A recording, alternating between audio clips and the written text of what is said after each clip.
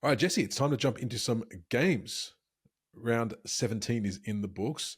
Ugh. It was a fine. It wasn't a fine round of football. There was I some mean, duds. when you have chasm round, it's bound to happen, isn't it? I mean, you have 9 good teams against 9 poor teams. Actually, I'm going to change that. You have 8 poor teams against 8 good teams, and 2 teams that are basically the same team, coached by bad coaches that play in the same game, and one of them wins. Which one's that? We'll talk about it later. Oh, can you guess? Oh, dear. At Team Perfect _ AFL on YouTube, Insta, Apple, and Amazon, and Spotify. Of course, if you want to listen to the full pod, if you're watching this on YouTube, welcome. But enough to do, Jesse. I mean, Super Sunday saved us, but we're not starting there. We are starting on Thursday night, where we had North Melbourne's 13-7-85 going down to the Bulldogs 2014 134. They keep scoring, don't they? Crikey Moses. They do. The Dogs are very powerful, but North hung in there for a very long time. They were the little train that could for 2.5 quarters in this game, and they really did push the Dogs to really make it a genuine contest. I think they'll be really happy with that. North, it did get a bit ugly towards the end, but as far as 50-point losses go, across the season, this has got to be one of the closer ones. Yeah, well, in terms of how the teams are playing, absolutely. Like, watching this game, you would have thought, and listening to the crowd as well, the North fans, the Shinboners are right into this. Right, and to their credit, right until the very final whistle as well. But it was an anniversary game, 100 years of the footy club. Oh, that was that game. Oh, that would explain the collars on the jerseys and everything. Oh, that's very sweet. That's very sweet. Well, even still, when you're 50 points down, there is always the temptation just to be like, stuff it, I'm going home. But they didn't. But I agree with you. Like, it felt like a much tighter game than what the final score would suggest, which is, it's just good for North. Like, you don't like to see them losing by such a big margin, but no, it's not good for the game when clubs are down for so long. But bright sparks, I think both forwards at both ends were very exciting. Sam Darcy, Aaron Norton up one end, and then Nick Larkey trying to destroy everyone on one leg as best he could. That was fantastic to see. Cherry played a good game despite copping a few knocks and batterings throughout the competition. Liberatore McKercher, I think she's led a good game as well. Yeah. You get these reliable players. It's hard though for North because they'll be really disappointed with how this result ended up on paper, but really pleased with the way they played for the majority of that game. I think that's what it is about North that I enjoy watching is they play with heart, seemingly all the time. Doesn't matter how bad they're doing, how much they're down by, they still seem to go at it, and which is something I really appreciate. But all the Dogs, I mean, going back to the scoring really quickly, since round 5, Jesse, they've now scored over 95 points in 11 of the 12 games that they've been in. They're killing oppositions at the moment. That's dominant. It's a scoring powerhouse. In fact, when I do the graphics every week for this, I'm always having to find myself room next to the logo because the scores keep getting bigger. But they're pretty good, aren't they? I mean, they're a bit of a roughie to push really far in every team towards the end of this season. Well, they're a game off third. Yeah. So is everybody, Jesse. I know, but in terms of that, they are right in the thick of things here, and they're starting to get a bit of consistency in the game. They've won their last 4. They've got a big test coming up this week, so let's maybe hold off a little bit in terms of are they the real deal? Are they not? Let's see how this game plays out against the Crows. But they're definitely trending in the right direction. There are some tantalising games coming up next week, I must admit. That there are. Tantalising. Anything else to add about this one, Jesse, or shall we shuffle on to Friday night footy? Let's head to the doubleheader on Friday. Friday night footy. All right, we got Carlton. 8-11. Can we go back? Yeah, thanks. Or just go ahead one, because I don't want to talk about rubbish Carlton again. We have to. Jesse, it's part of our job. At the MCG, the Blues 8-11-59 going down to their arch rivals Collingwood 17-13, 115. In front of a healthy 75k at the MCG, to be expected on a Friday night between these two teams. I mean, what else is there to say? I mean, Collingwood are just heads and tails above the rest. They are. And shins. But you'd love to see a bit more fight from your arch rivals. Well, I did kind of go low in the confidence points in our tipping. Just the tips on YouTube, everyone, if you'd like to catch us on there. I went low in the confidence points because I figured, these rivalry games have the tendency to bring the best out of teams at all times. But no, Collingwood were just like, nah, not tonight, Carlton. I think Carlton said the same thing, to be honest with you. And look, Collingwood are a brilliant footy side. Carlton are not that. But at the end of the day, Carlton are just so far off where they should have been. I think both of us had Carlton higher than Collingwood in our ladder predictions coming in. Which first of all, Whoopsie. But second of all, it just goes to show that the difference that commitment and desire makes. You look at guys like Pendlebury, Ned Long's come in. He's been a fantastic player for Collingwood. They've had so many small forwards go down. They've managed to bring in players to replace that. This is a team that is humming and playing for each other. Carlton is 22 individuals at the moment, or 23 individuals and a coach. Yeah. There is no syncrasy out there for the Blues. Charlie Curnow has been missing in action. Poor Jacob Wiedering trying to defend all by himself. Patrick Cripps's statistical and impact demise in 2025 needs to be studied. What's he doing? He's clanging everywhere, Jesse. Clang, clang, clang. Clang, clang, clang, indeed. I've never been so intrigued by clangers since you brought them to my attention last week. They're a fun stat, aren't they? And the AFL app hides them away in the advanced section.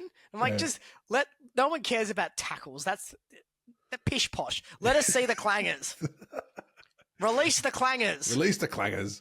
No, not the AME ad. Do not put at YouTube. Do not put the AME ad in front of this because we said clangers 45 times. Don't do it. It's a pretty good ad. What's up with Cripps though? Do you think there's anything in particular, or it's just one of those seasons? I think it's a bit of both. I think it's a down year for Carlton.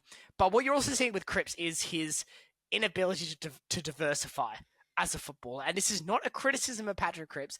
Calm down, Carlton fans. But he is phenomenal at one thing. But that is who he is.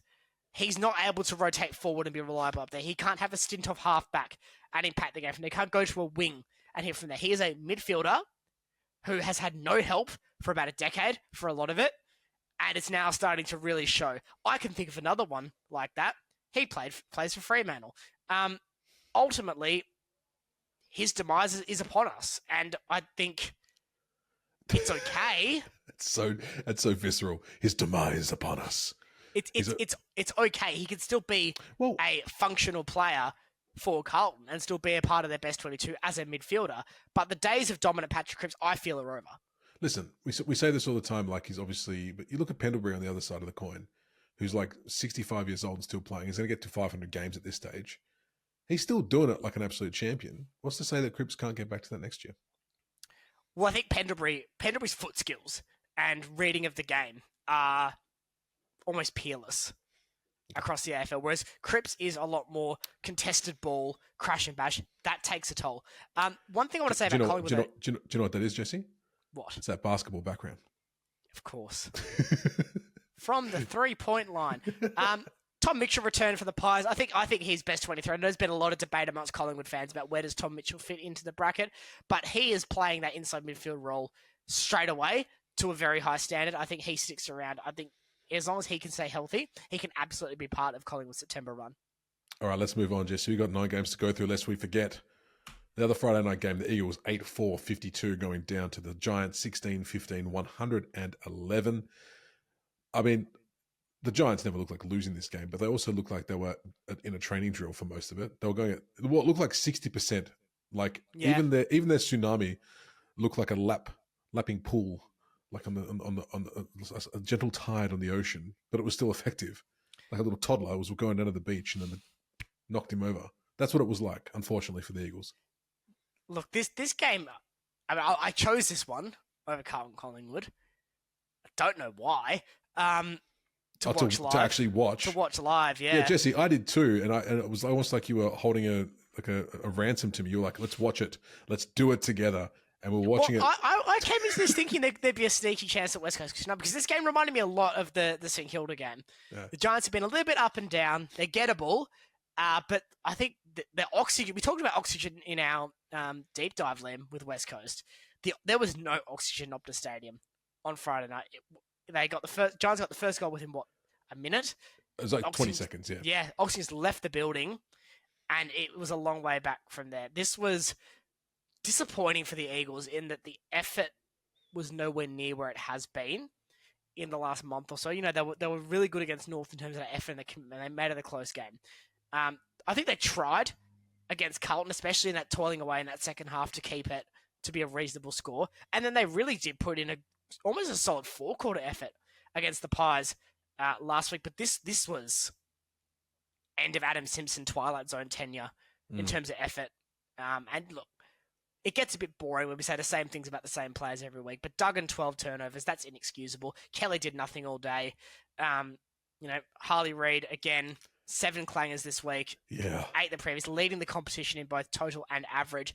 The key thing with that is as well, he's in some elite company. Guys like Matt Rao rank very high in the clangers category, but they're averaging 10 more disposals than Reid, is more in a lot of the cases. So if you're getting your hands on the ball to that less of a degree and you're still beating them in ball or contest adjacent statistics, that's a sign something's not working. Yeah. The commentators are talking about it as well with Harley, that, he doesn't have that follow-up that like someone like a Matty Rowell would have. Like once the ball's gone, you go and chase it. If you have a one clang, you follow it up, you go. Whereas Harley, and I noticed this on Friday night as well, would just stop and watch, and it wasn't his job anymore. And if he picks that part of the game up, he might go to that 28-30 possession game where you don't notice the 7 clangers. But 7 clangers amongst 20 possessions is quite noticeable. And I will say this, I do think Harley Reid is umpired more harshly than a lot of players in this competition. I agree with West Coast fans on that. But the key caveat when you say that statement is you have to ask yourself why. Yeah. And that is because, rightly or wrongly, Reid has gotten on the wrong side of the umpires and is clearly a player that is going to be involved in off-ball incidents and heavy on-ball pressure and contact. It's going to happen like that. So, yes, he is probably umpired more harshly than 99% of players in the competition. But again, that didn't happen overnight for no reason. The umpires didn't wake up one fateful 2024 winter morning and say, we're going to target Harley Reid for the rest of his career. This is a body of work over his first 30 or so games where he has been in that many incidents that there's 4 umpires on the field. He's going to have one of them looking at him now because something's going on around him. Yeah. Yeah, no, I think he's got a lot of work to do, Harley, still. Whether that be at the Eagles or not, we will find out soon enough, I'm sure. Can I very quickly talk positives for the Eagles? Because I think there was a couple out of this game. We can. We haven't even spoken about the Giants either. No, we haven't. So I'm going to make this quick. Job Shanahan is a real beacon of hope for them. We know the noise about Oscar Allen is only getting louder as the season drags on. I think Shanahan's a really exciting forward, and I love the fact that he can play that dual role and head back to support the defenders when needed. Jimby, he is a future captain of this club, in my view. Forget Baker, forget anyone else. I think he's the one for them. And I think Graham is having a really underrated season. It was sit up and take notice stuff with his tackling pressure on Friday night. He really does give 110% and is exactly the type of player that you need a good free agency pickup for the Eagles, I feel. Nice. Anything for the Giants before we move on? Or was it just one of those games where they were just too good and then we don't have to say too much? Callahan, that was monstrous from Finn Callahan. That was a monster game from him. Both Greens, Toby and Tom, had their impact on the game. Darcy Jones just runs around so quickly. Oh, I love watching Darcy Jones. He's so fun. He is. Giants, they were professional. They got the job done. They escaped without any major injuries or issues across the board. Tick, tick, tick. Tick, tick, tick indeed. Next game, Saturday, July 5th at Marvel. One of 2 games at Marvel yesterday. The Bombers 11-8-74 going down to the Suns 18-7, 115. I put little notes there. The game was probably closer for the game was probably closer for the majority of the match than it actually seemed like it was. That was tough. I think let's talk about the Bomberometer, Jesse. The Bomberometer, where do you have the Bombers going on the Bomberometer? I think the Bomberometer is at an 8. I think it's one of the better games Essendon have played all season. They've still lost by 40 points. Yeah. Yep. Unfortunately, that's kind of the case, right? Granted, it was on the back of a dominant last quarter by the Suns. I think they kicked 6 goals to nothing. But it was a lot of faffing about from the Suns for the first three quarters. Yeah, yes. Yeah. Well, I mean, like we say, if the Bombers are at 8 on the Bomberometer, the Suns meter was probably at about a 6 most of the game. Yeah. And that's what we keep talking about with this Bomberometer is that the Bombers need to be at their absolute best to beat teams who are still not. And that was probably case in point, a really good study this game for that little hypotheses, Jesse. What's to say about the match though? Any standouts? Anderson, I thought had a really good game. for the Suns. Obviously, the big boys think King and Walter look really dangerous throughout. But Liam, on the topic of forwards, you raised something to me about Essendon's forward craft in this game. Yes. Peter Wright, only bomber older than 21 to hit the scoreboard in this particular game. So it shows that... That's... Yes. where are the older... Where's anyone over the age of 22? Injured, aren't they? No, I'm not too sure. Or bad. Or bad. But it makes you wonder, Jesse, where we go with the Bombers. I mean, that's exciting. That is exciting. In the long term, that's exciting. The young side, yes. But like you said, where are the oldies? Where are they at? That can be a real problem. That can fall apart very quickly. It is a positive that the Bombers have young players that are hitting the scoreboard, but that can very quickly unravel too. Mm-hmm. Mm-hmm. I think the Suns are probably a case in point of that. See also their first 14 years. That's true. That's true. Anything else to add, Jesse, or shall we move on? Let's move on. Lots of Saturday to get through. Geelong, 18-16, 124. Giving the Tigers a bit of a bounding, 7-10-52, which was to be expected. Yeah. I don't think anyone expected anything else out of this result. Lawler injuring his hamstring again was a bit of a bummer, though. Oh, this was devastating, wasn't it? Yeah, a bit of a bummer. Early on, too. But no, what's to say about this one, Jesse? I mean, it's one of those games where it kind of happened as you expected it to. Well, Geelong used to have a Ford factory. I'm sure they put cruise control on a lot of cars down there. They also kept a unit safe after the factory closed down because that cruise control was this game. And it was just installed at Goomba, flicked on at about 5 minutes into the game. And I think, honestly, would be a great time to do the washing because Geelong fans would have enjoyed it. It wasn't a great game for neutrals, and that's okay because that's probably what was expected. But the Tigers, they are where they are. They expected to be where they are this season, so that is fundamentally fine. Geelong, very professional, a clear side with a lot of players who are in that win-now phase versus a side that has got very little players ready for that win-now phase just by virtue of good list management by the Tigers. Let's make that very clear. That was the right decision. Yep. But it does come with pain, and that pain is what we saw at GMHBA on Saturday.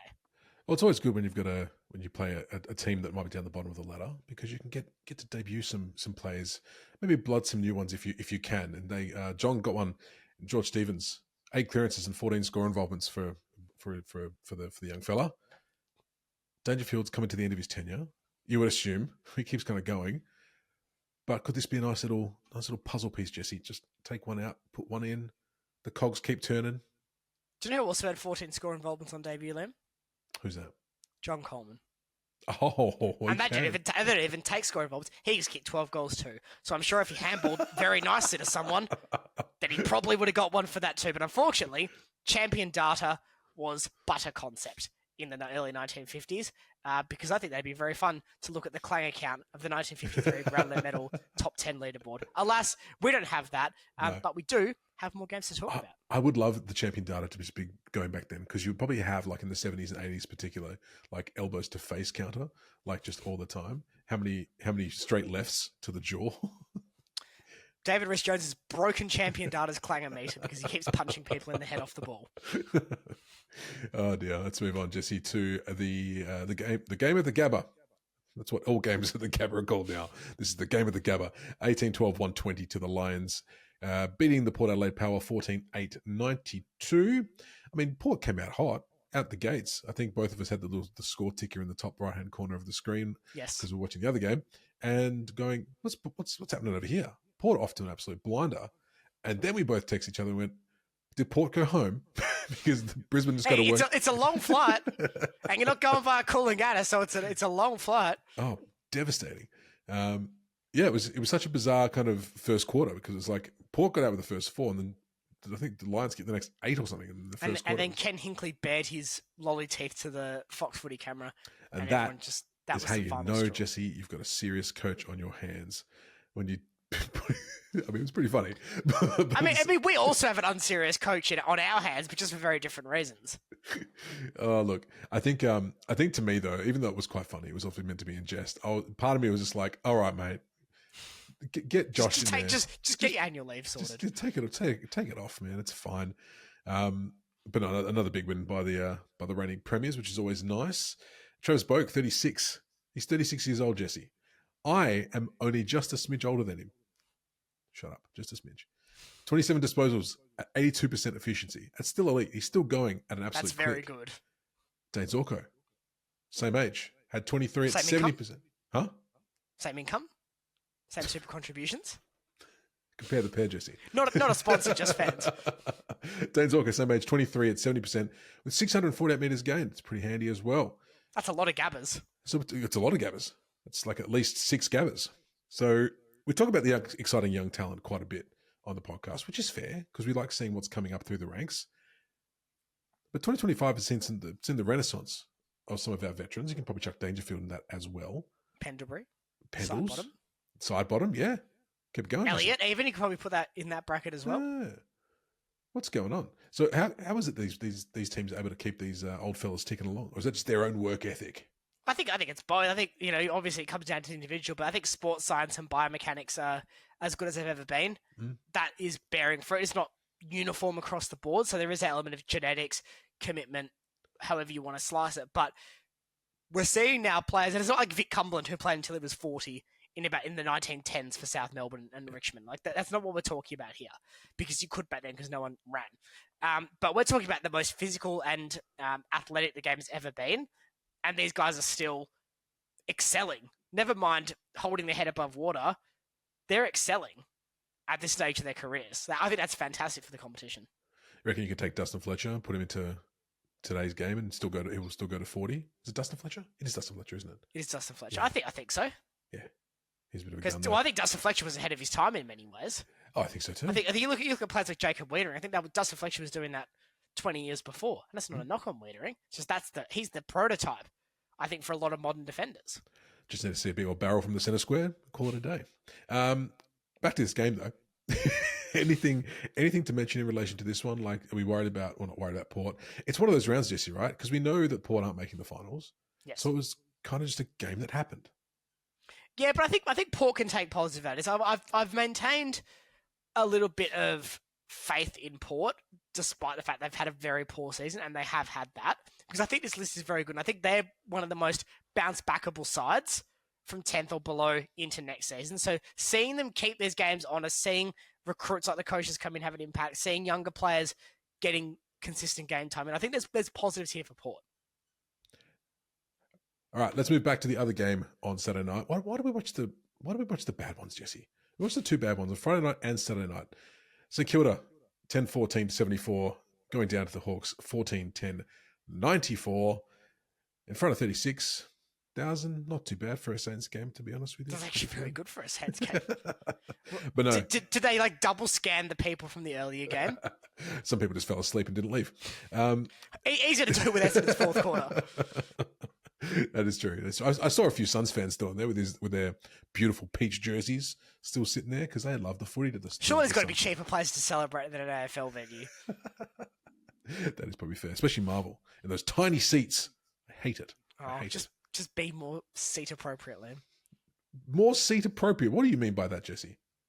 Stop having long legs. Okay. Let's talk about the game. Look, Hawthorn did what they needed to do across the board. They suffocated the Saints, which is ironic because the Saints prefer to suffocate teams into submission themselves. But gee, St Kilda they inflict pain on themselves, don't they? Higgins had a shocker. Wood had a nearly game. That threatened Butler, I think, was in that same bracket as well for them. Their forward line is it's painful. Liam, the forward line is painful. Sleepy Saints, Jesse. What can Ross do? They've kicked 1 goal in 3 of their last 4 first quarters of each game. Snoozing. That was an excellent enunciation to get those numbers. Thank you. Aligned. Whoa, we got there. Look, they got to. It's some teams are really good at the fast start, and the Saints just aren't that. Are they too focused on just parking the bus from the get-go, Jesse? What do you reckon's going on? I mean, they've also sprayed a lot in that time. I think they've had a couple of games where they've been about 1 goal 4 at quarter time. So it's not like they're not getting no opportunities to hit the scoreboard early. They're just not taking it. I think when you got guys like Higgins, and Higgins really is the prime culprit for this. His first half of the season is fantastic. What has he done in the last 6 weeks? Mm-hmm. They're struggling in that regard. And Wanganeen Miller is, we did the heads, shoulders, knees and toes bit before in the deep dive about how far clear he is of the rest of his teammates in terms of ability. But he's doing it all on his own out there at the moment. 43 disposals. He missed a couple of big chances as well to hit the scoreboard, so he'll be kicking himself over that. But right now, the Saints are just in this really awkward phase of relying on guys like Brad Hill and Liam Henry, who just aren't producing. No. Liam Henry definitely had a bit of a. He's not been that great the last couple of weeks. He's been back, which is a bit of a shame because he's a good prospect for Freo. He looked quite good going into the Saints, his first season at the Saints, but then after his injuries, it's been a bit of a nightmare for old Liam. Unfortunately. Hawks keep on keeping on. They did what they needed to do to get the job done, which is what most of the teams this year, sure, and also this round should have been doing. Sunday, July 6th at the SCG. Sydney 14-10-94, defeating the Dockers 12-11-83 in what was look, it was, as far as footy goes across the weekend, at least it was a decent game to watch. Sunday actually had two games that were actually quite fun. God damn, as a Freo supporter, was this not one of the most frustrating games to watch? Because they just let Sydney run. Is this game not peak Jocelyn Longmuir? If he could hang something above his bedroom, above his bed in his bedroom, I think it would be the way we played here. Because it's just everything that he's done in the last 5.5 years. Not changed things tactically, not adjusted to different situations, not been able to make any form of meaningful change, making wrong decisions when it comes to both who is the substitute and then who is substituted. That's really hard to do, to make that decision wrong twice. A shambles, and he's lost to a rookie coach who's barely coached his side to anywhere near a competitive game all season. I mean, Sydney have been poor, but if they go 8 from 8, they can make the finals, Len. Is a rumour that I heard today. Don't do that, Jesse. It's a thing that I heard on the broadcast 86 million times. They kept saying it. Oh, no, Dwayne Russell kept saying it. Dwayne Russell kept saying it. That's true. But don't besmirch the others. That was Dwayne Russell. I couldn't. I was about to throw my remote through the TV, and that wasn't because of the footy. Because they kept saying that line over and over again. Give it up. They're not making finals. They're 3 games behind Freo still, even after this win, who are in 9th spot. It's not happening. Let it go. And even if they did win all 8, that takes them to 14, which probably isn't going to be enough to make the finals this year. Anyway, 14 with a percentage of 93 won't be near enough. They have to get 15. Shut up, Dwayne. Go chuck some more milk, mate. Look, all right. This is. I'm going to talk about this from a Freo perspective, and I'm time conscious because it's Sunday, because of course it is. Look, this Fremantle's winning streak had to end at some point. No one is going to deny that, but they have to beat sides below them in finals musical chairs if they want to play finals, while also defeating at least 1 or 2 sides within that bracket. Right now, they've got 7 games, of which 1 is against a bottom 4 side, 2 are against sides that they can be good, and then 4 are against current top 8 sides. Fremantle are currently in 9th. We talked about the Giants last week in our second trimester review being on the outside looking in, and that's not the place to be. I'm not going to change that narrative just because it's my team that's in that position. That is a disastrous spot to be in for Fremantle. They've actually managed to fast forward last year's collapse to round 17. I don't think they'll get back in now. We are wholly reliant on Gold Coast, who have a game in hand against Essendon, the Giants or the Dogs, to just stop playing football. Yeah. No, we've got a very, very tough run home, and this game was vital. I mean, it probably might not have been enough, all things considered, given our run home. But God, it was so important. Sure, but you're then a game clear. You're then a game clear of those 3, so you can afford to lose a game. Yeah, 100%. But alas, we did not do that. We lost to the Swans. Credit to them. They took the chances when they had them because Freo let them. There was no stopping it from back to front to back. Didn't matter to them. They were just like, yep. The amount of times it was just like, where are the Freo players? Where are they? Speaking of, what's that?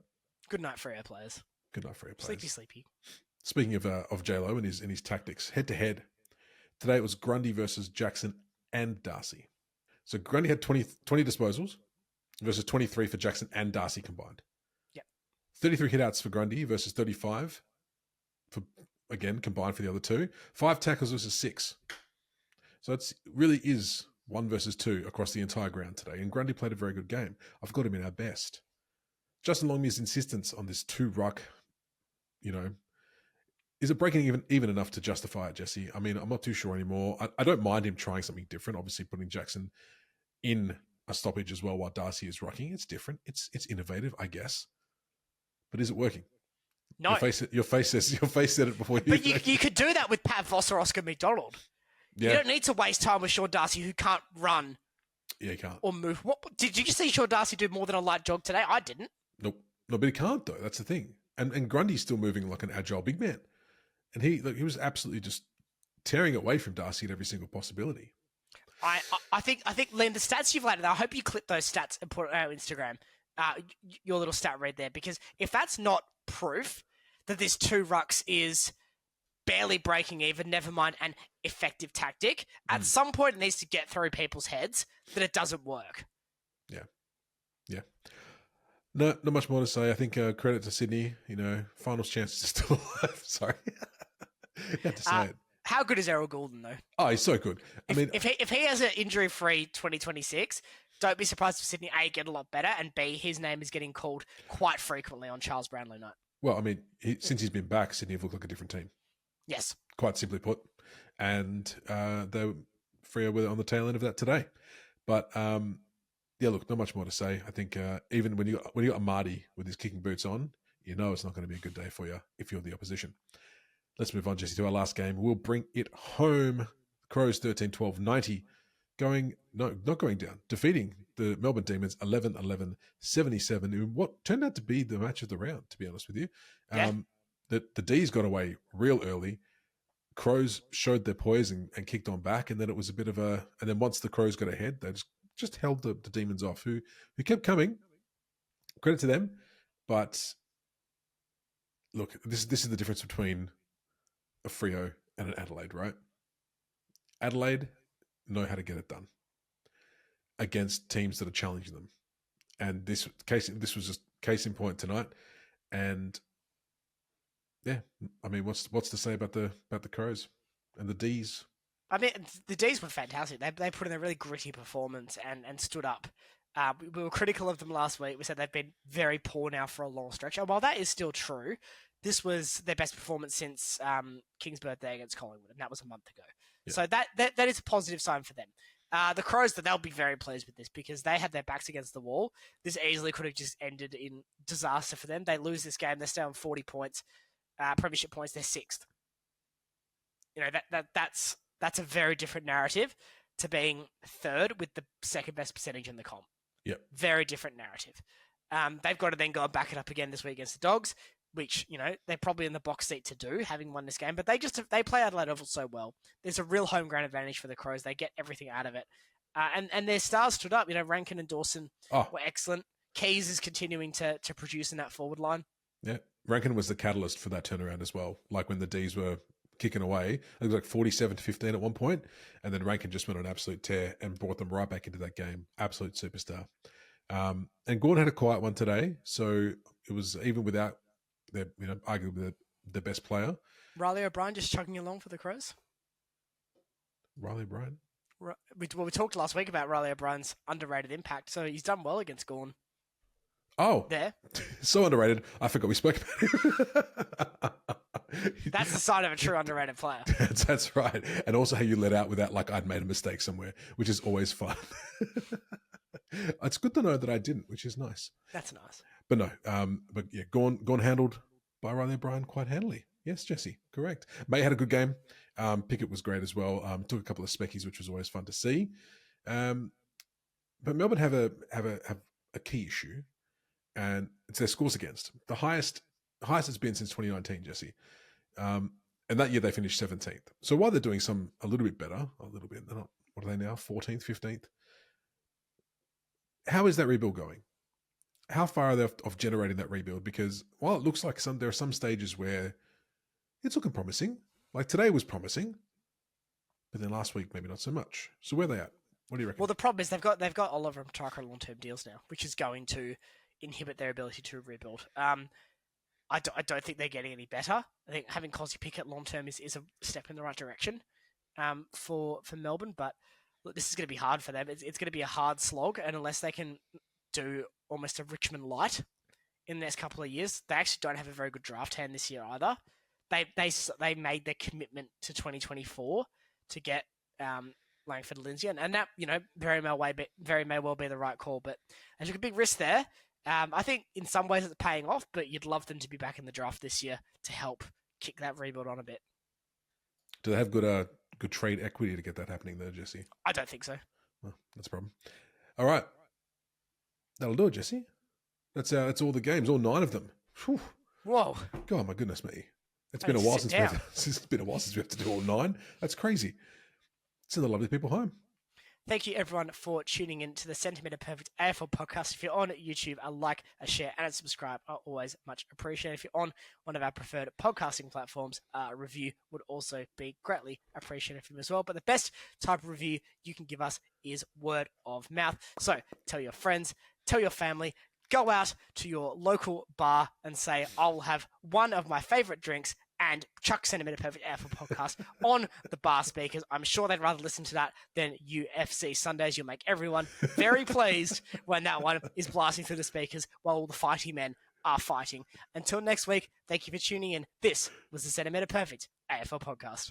Bye, everybody.